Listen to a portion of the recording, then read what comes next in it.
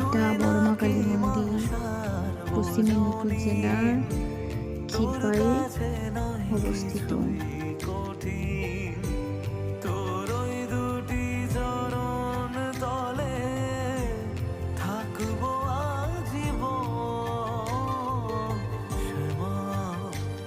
তোর চরণ ধরে থাকতে দিস রে জনম ভরে আমায়।